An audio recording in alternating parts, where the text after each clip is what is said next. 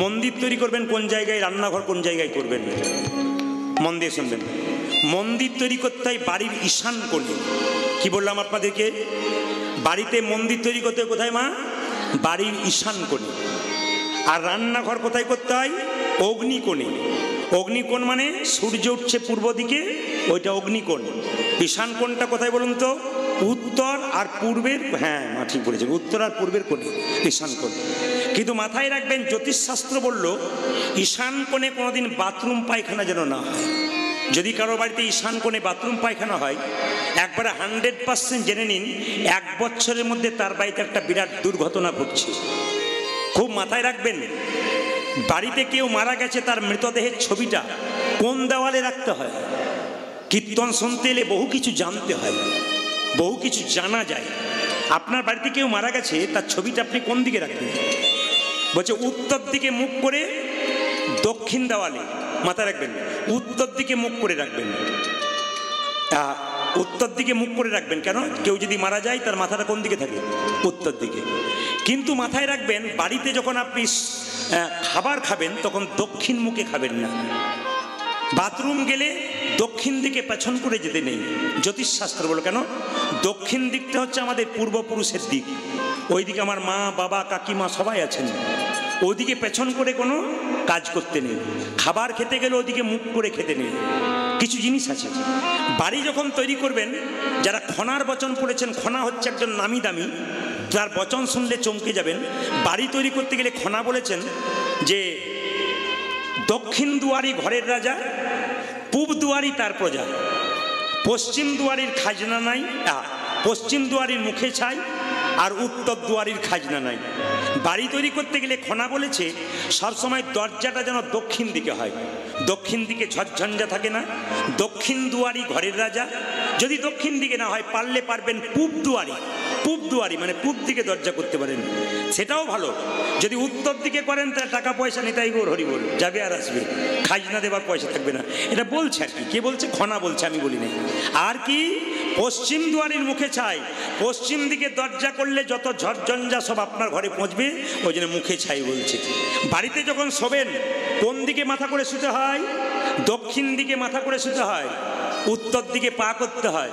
যদি আপনার সুযোগ না থাকে তবে পূর্ব দিকেও মাথা করতে পারেন, কিন্তু পশ্চিম দিকে মাথা করতে নাই। অগ্নিকোণে কি হয়? রান্নাঘর তৈরি হয়, ওখানে শোবার ঘর তৈরি করলে মাথা সবসময় চঞ্চল হয়ে যায়। হ্যাঁ, এগুলো শাস্ত্র বলছে, এই কথাগুলো আপনারা মাথায় রাখবেন। মুকুন্দ সরকার বাড়িতে গিয়ে কি করলো মা? একটা গোপীনাথের মন্দির তৈরি করলো। এই দিয়ে তাকাবেন, মহাপ্রভুর আশীর্বাদ ছিল যাকেই চিকিৎসা করবে তার রোগ ভালো হবে। বলুন তো, গরিবের চিকিৎসা করবে না বড় লোকের করবে? জোরে বলুন, কার করবে? গরিবের করবে। কিন্তু সেই সময় মালদাতে গৌর বলে একটা জায়গা, যদি কেউ যান, একজন নবাব ছিল মুসলমান, তার নাম নবাব হোসেন শাহ। তার পেটের যন্ত্রণা কেউ ভালো করতে পারছে না। একজন বলল, নবাব তোমার পেটের যন্ত্রণা ভালো হবে, একটা উপায় আছে। বলে কি? না, মুকুন্দ সরকারের কাছে শ্রীখণ্ডে গেলে সে চিকিৎসা করতে পারে। তবে মুকুন্দ সরকার একটা শর্ত আছে, কি? যাকে তাকে চিকিৎসা করে না, গরিবের চিকিৎসা করে, বড় লোকের করে না। নবাব বলছে, তাহলে আমি তো ধনী, আমি তো নবাব, আমার চিকিৎসা করবে না? বলছে, হ্যাঁ তোমার চিকিৎসা করতে পারে, একটা উপায় আছে। কি? তুমি যদি ফকির সেজে যেতে পারো। এত বড় বাংলার নবাব, মায়েরা সবাই লক্ষ্য করুন, এত বড় বাংলার নবাব মুকুন্দ সরকারের কাছে আসছে। যখন শ্রীখণ্ডে পৌঁছালো তখন ফকির সেজে এসেছে বাংলার নবাব হোসেন শাহ। জিজ্ঞেস করলো, ভাই মুকুন্দ সরকারের বাড়ি কোনটা? ওই যে হরিনাম হচ্ছে, মন্দির চূড়া দেখা যাচ্ছে, ওইটা। গিয়ে কাছে দেখবে প্রচুর লোক লাইন দিয়ে দাঁড়িয়ে আছে, ওইটা মুকুন্দ সরকারের বাড়ি। আপনাদের ছোট্ট একটা প্রমাণ দিয়ে দিই, যারা আসতে, যারা এখনো গুরুমন্ত্র নেন নাই তাদের জন্যে, আর যারা হরিবাসরে যেখানে হরিনাম হয় সেখানে দান করেন না তাদের জন্য একটা টু শুনবেন। যারা হরিবাসরে দান করেন না তাদের জন্য, যারা জীবনে গুরুমন্ত্র ধার ধারেন নাই তাদের জন্য একটা প্রমাণ দিয়ে দিই। একটা বাচ্চা ছেলে, তার নাম মধুসূদন। সে প্রত্যেক দিন হরিনাম করে, প্রত্যেক গ্রামে গ্রামে হরিনাম করে। খুব বাচ্চা, 12 বছর বয়স। তো সেই ছেলেটি ভিক্ষা করতে করতে একদিন একটা গ্রামে ঢুকে গেছে। ওই গ্রামটার নাম সত্য গ্রাম। কি গ্রাম বললাম মায়েরা? সত্য। সত্য মানে এখানে সবাই সত্য কথা বলে। ওই গ্রামে যখন ঢুকে গেছে তখন গ্রামের দোকানদার তাকে বলছে, হ্যাঁ রে খোকা, এত সকাল সকাল তো সন্ধে হলো কেন? কিছু বুঝলেন আপনারা? যদি কম বয়সে কেউ হরিনাম করে আপনারা কি বলেন? এত সকাল সকাল তো সন্ধে হলো কেন? আমাদের হিন্দুদের একটা নিয়ম আছে, দেখবেন কম বয়সে কেউ হরিনাম করলেই দেখবেন লোকে পেয়ে বসে। এখন থেকে কি দরকার, বুড়ো হবি তখন করবি, কিন্তু বুড়ো হবার চান্স যদি না পাই তার আগেই চলে যায়, তার কি অবস্থা হবে? বাচ্চাদের ওখান থেকে উঠিয়ে দিন, বাচ্চাগুলোকে উঠিয়ে দিন ওখান থেকে। এখন থেকে যদি হরিনাম করবি, বুড়ো হবি তখন করবি, এখন পড়াশোনা কর, মায়েরা বলেন না। কিন্তু শাস্ত্র বলছে নিমাই যখন সন্ন্যাস নিতে গিয়েছিল তখন নিমাইয়ের বয়স ছিল 24 বছর। তো গুরুদেব জিজ্ঞেস করেছিল তোমার বয়স কত? বলে 24। বলে 50-এর নিচে সন্ন্যাস হয় না। সঙ্গে সঙ্গে নিমাই বলেছিল শোনো গুরুদেব, 50-এর আগে যদি আমার মৃত্যু হয় তাহলে কি আমার সন্ন্যাস না যাবে? গুরুদেব চমকে উঠেছিল, সত্যি তো, কার যে কখন মৃত্যু হবে কেউ জানে না। আপনারা তো সবাই জানেন কয়েকদিন আগে বালেশ্বরে উড়িষ্যায় করমণ্ডল এক্সপ্রেস কি করলো, ভুলবশত কোনো কারণে কত মানুষের প্রাণ চলে গেল। কেউ কাজে যাচ্ছিল, কেউ বাড়ি ফিরছিল, আর ফিরতে পারলো না, কেউ ডাক্তার দেখাতে যাচ্ছিল, বডিটা ডেড বডি হয়ে ফিরে গেল। বাবা, উনি কি আশা করেন নাই আমি বাড়ি ফিরবো না? সবাই আশা করেছিল, কিন্তু ফিরতে আর পারলো না। কে যে কখন চলে যাবে কেউ জানে না। যাবার আগে কিছু ভালো কাজ করে যান, যেন আপনার মানব জন্ম সফল হয়, আপনার ওইখানকার পথটা যেন পরিষ্কার হয়। এই জন্য আপনারা আজ হরিবাসরে বসে একটু প্রণাম করবেন, স্মরণ করবেন। এই দুর্ঘটনাতে যারা নিহত হয়েছেন তাদের আত্মার শান্তি কামনা করুন, আর যারা আহত হয়ে আছেন তাদের সুস্থতা কামনা করুন। এবং নিহতের পরিবারকে, শোক সন্তপ্ত পরিবারকে আমি প্রদীপ পাল সমবেদনা জানালাম। আপনারাও সমবেদনা জানান, যেন যারা চলে গেছেন তারা যেন গোবিন্দের চরণ পায়। নিতাই গৌর হরি বল। আপনাদের কাছে একটা নিবেদন রইল, কে যে কখন চলে যাবে কেউ জানে না। ছোট্ট ছেলেটা বলে উঠল আমার 12 বছর বয়স, সকাল সকাল সন্ধে হলো, তুমি জিজ্ঞেস করলে কেন? বলে এত কম বয়সে হরিনাম করছিস। ছেলে বলল সকাল সকাল না সাজিলে সন্ধ্যের আগে পৌঁছানো যায় না। যদি সকাল সকাল কেউ হরি ভজন না করতে পারেন বাবা, তবে সন্ধ্যার আগে আর হবে না। যে ছেলে দুটো ইউটিউব করতে এসেছিল আমার দেখে খারাপ লাগলো, ওরাও করছিল, কিন্তু যেহেতু ক্যামেরা এসছে ওদের একটা ডেট আমি দিয়ে দিলাম। কাউকে বঞ্চিত আমি করতে চাই না, খুব বাচ্চা ছেলে ওরা, ওদের ডেট দিয়ে দিচ্ছে। আগামীতে আমি আবার খানাকুলের কাছে আসছি, ওদেরকে আমি ডেকে নেবো, কাউকে ডাকবো না, কারণ ওদের একটা চান্স দেবো আমি। ছেলেগুলো খুব ভদ্র ছেলে, ভালো লাগলো খুব। আসুন একসঙ্গে প্রেম সে বলুন রাধা রানী কি। সঙ্গে সঙ্গে লক্ষ্য করুন, যে না বলো সকাল সকাল না সাজিলে সন্ধ্যার আগে পৌঁছানো যায় না। মায়েরা, যে ফুলটা গাছে তরতাজা ফুটে আছে ওইটাই গোবিন্দ সেবায় লাগে। যে ফুলটা ঝরে গেছে ও কিন্তু আর গোবিন্দ সেবায় লাগবে না। শরীরে ক্ষমতা থাকবে তখন ভগবানের নাম করতে পারবেন, নাচতে পারবেন, গাইতে পারবেন, দর্শন করতে পারবেন, শুনতে পারবেন। কিন্তু যখন ক্ষমতা চলে যাবে, হরিনাম শুনতে গিয়ে শরীর ক্লান্ত হয়ে যাবে, ভগবানকে নিজের দেহটা দিতে পারবেন না। তাই শরীরে ক্ষমতা থাকতে ভগবানকে দিন, কাজ আছে। ছোট্ট ছেলেটা বললো এই গ্রামটার নাম সত্যগ্রাম। বলে হ্যাঁ রে, এখানে যাকে জিজ্ঞেস করবি সবাই সত্য কথা বলে। তাই নাকি? আমি তো এমন গ্রাম দেখি নাই যেখানে সবাই সত্য কথা বলে। একবার গিয়ে দেখ না, ঢুকে দেখ, যার বাড়িতে ভিক্ষা করবি জিজ্ঞেস করবি সবাই সত্য কথা বলে। ছেলেটা এখন গ্রামে ঢুকে কীর্তন করতে করতে চলে যাচ্ছে ভিক্ষার জন্য। ছেলেটা প্রথমে ভিক্ষা করতে গেলে একটা গ্রামের বাড়িতে এক বুড়ি মা বেরিয়ে এলো। কে আছো মা? অর্গানটা একটু সাউন্ড দাও। ওই যে কে আছো মা, ভিক্ষা দাও। মায়েরা, একজন বুড়ি মা বেরিয়ে এলো, 80 বছর বয়স। আপনি যদি বুঝলেন যে ফুল সাউন্ড হয়ে গেছে তাহলে আমি কি করব? কোথায়? আর আমি তো কমাবার করব, আমি তো শুনতে এত ধরে বক্স করতে আমি শুনতে পাচ্ছি না।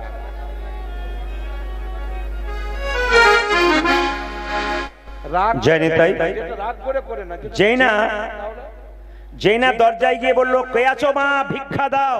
তাকান, আমি আপনাদের এই ফাঁকে একটা কথা বলে যাব। যাদের বাড়িতে ভিখারি যায়, আপনারা কাল থেকে ভিখারিকে আপনারা ভিক্ষা দেবেন না, আপনাদের বাড়ির বাচ্চাগুলোকে দেওয়া করবেন। কেন বলুন তো? বাড়ির বাচ্চাগুলো যদি দিতে শেখে না, বড়তে তাহলে আপনাকেও দেবে। আর ছোট থেকে বাচ্চাকে এরকম শেখাবেন তো বড়তে বাচ্চাকে বাচ্চা এরকম শিখে যাবে। এই জন্য ছোট থেকে দেওয়াতে শেখান, আপনার কাজ আছে। একজন বুড়িমা, এই যে কে আছো মা, ভিক্ষা দাও। একজন বুড়িমা বেরিয়ে এসে বললো নে বাবা ভিক্ষা নে। ছেলে মনে মনে ভাবলো এই গ্রামটার নাম সত্যগ্রাম, সবাই সত্য কথা বলে, একবার জিজ্ঞেস করি, ও বুড়িমা তোমার বয়স কত? বুড়িমা তখন বললো, বাবা আমার বয়স 12 কি 13। 12-13 বলতে পারছে না কেন? আমি আগেই বলেছি জিভ লটপট করছে, দাঁত ভেঙে গেছে, 12-13 বেরোচ্ছে না। বাবা আমার বয়স 12 কি 13, তার মানে 12-13। এখন ছেলেটি মনে মনে ভাবলো এত বছর বয়স, 80 বছর বয়স, আর তুমি বলছো 12 কি 13, তোমার তো 80 বছর মনে হচ্ছে। বলছে বাবা শুনে রাখো আসল সত্যটা কি। আমি সত্য কথাই বললাম। অনেক ছোটবেলায় আমার বিয়ে হয়েছে, তো অনেক ছোটবেলায় বিয়ে হয়েছে, গুরুমন্ত্র নেবার সময় পাই না। এই 12 কি 13 বছর আমি গুরুমন্ত্র নিয়েছি, এই জন্য আমার বয়স হয়ে গেল 12 কি 13। আপনারা যারা কীর্তন শুনতে এসছেন, যারা এখনো অব্দি গুরুমন্ত্র নেন নাই, তাদের মানুষ কুলে জন্ম হলো কিন্তু ভগবত ভক্তি জীবন শুরু হলো না। যারা এতদিন পর্যন্ত যখন থেকে গুরুমন্ত্র নিয়েছেন তখন থেকে আপনাদের ভক্তি জগতে বয়স শুরু হয়েছে, আর যারা গুরুমন্ত্র নেন নাই এখনো তাদের বয়স শুরু হয় নাই। তাই সবাইকে বলবো, আহ্বান রাখবো, যারা গুরুমন্ত্র নেন নাই তারা গুরুকে ডেকে গুরুমন্ত্র নিয়ে নিন। এইবার গান গাইতে গাইতে এক জমিদারের বাড়ির দরজায় গিয়ে বললো, ও জমিদার ভিক্ষা দাও। জমিদার বেরিয়ে এলো, 50টা টাকা দিল। বাবা বললো, বাবা তুমি কত টাকার মালিক? 2-4টা ট্রাক দাঁড়িয়ে আছে, তুমি কত টাকার মালিক? সঙ্গে সঙ্গে জমিদার বলে উঠলো, বাবা আমি 4 বস্তা ধান আর 404 টাকার মালিক। তখন ছেলেটি চমকে উঠলো, মিথ্যা কথা বলছো, 4 বস্তা ধান 404 টাকার মালিক? বুঝতে পারলাম না। বলছে বাবা যে আমার 4-5টা ট্রাক দেখতে পাচ্ছ, বাড়ি গাড়ি দেখতে পাচ্ছ, এগুলো তো আমার নয়। বলছে প্রতি বছর হরিনামে 4 বছর ধরে আমি 1 বস্তা ধান আর 100 টাকা দিয়েছি। 4 বছর ধরে 4 বস্তা ধান আর 404 টাকা দেওয়া হয়েছে। এইটাই কিন্তু যত আয় হলো তত ব্যয় হলো। হরিনামের ব্যাংকে জমা বলতে 4 বস্তা ধান আর 404 টাকা ব্যয় হয়ে গেল।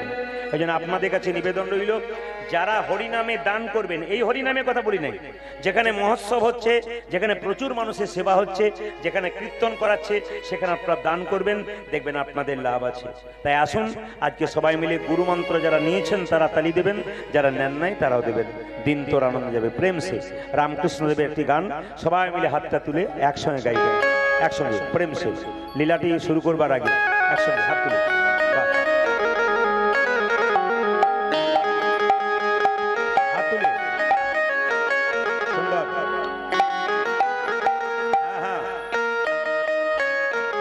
উলধ্বনি।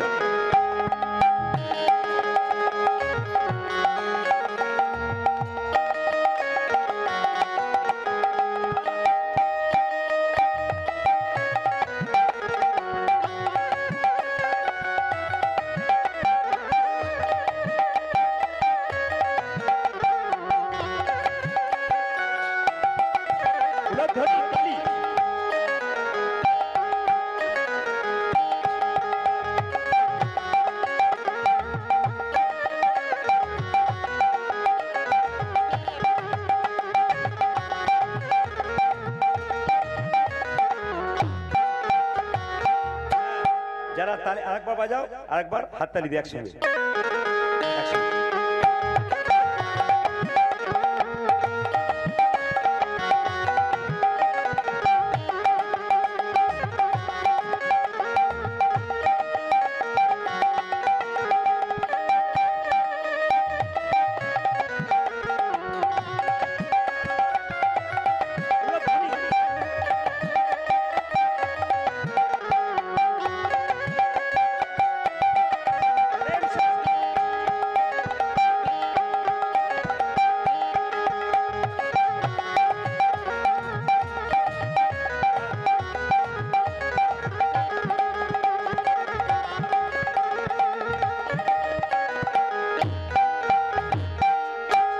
সবাই তালি দিয়েছে, 2-4 জন বাকি আছে, যারা দেয় নাই তারা ভাবছে যারা দিচ্ছে তাদের আগে কি হয় দেখি, তারপর দেবো।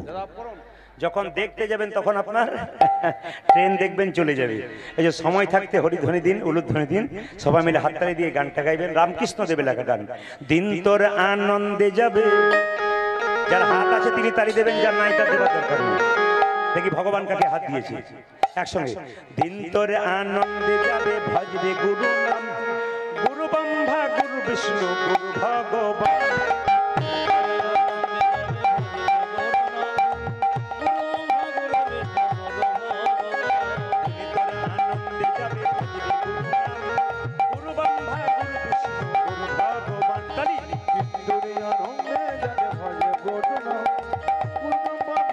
গুরু পিতা গুরু পিতা গুরু পিতা গুরু মাতা গুরু ভগবান জগৎ গুরু শ্রীকৃষ্ণ সর্বশক্তিমান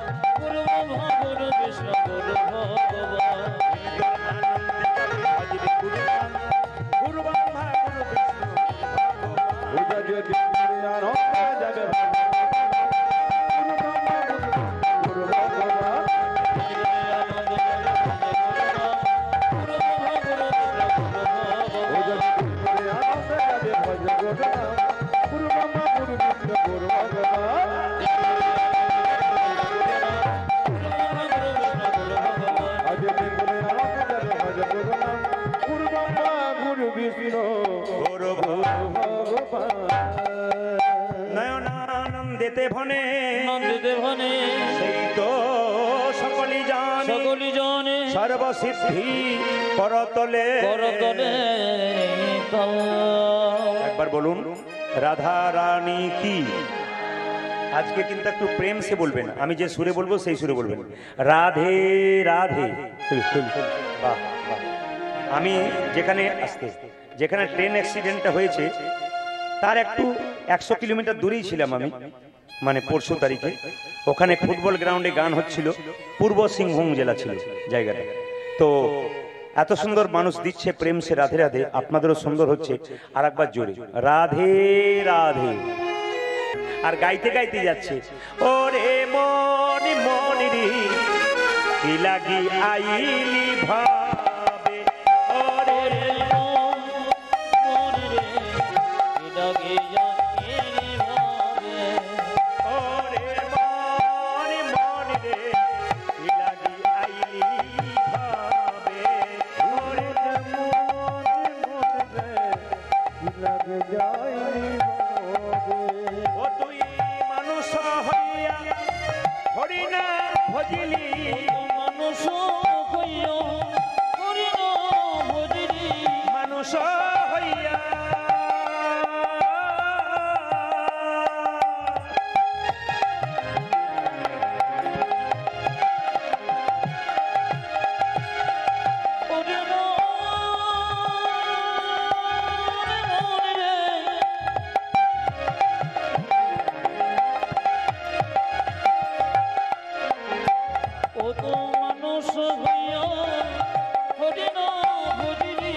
মানুষ হইয়া হরিনা ভজিলি,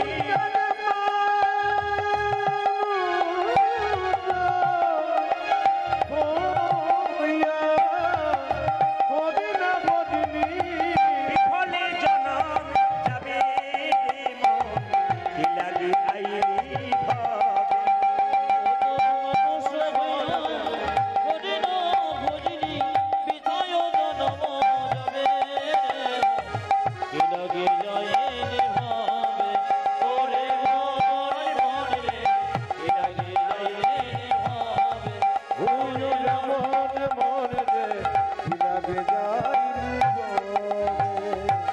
দিবস রজনী আবল তাবল অকাজ করিতে পারো, তাহার ভিতরে তুমি কি কখনো শিহরি বলিতে নারো,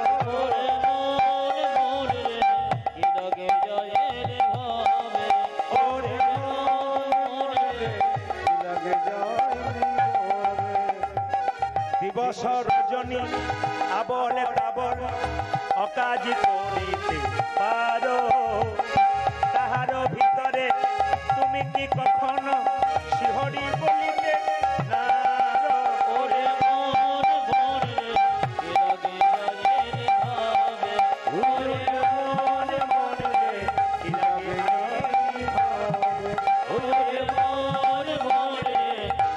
এগিয়ে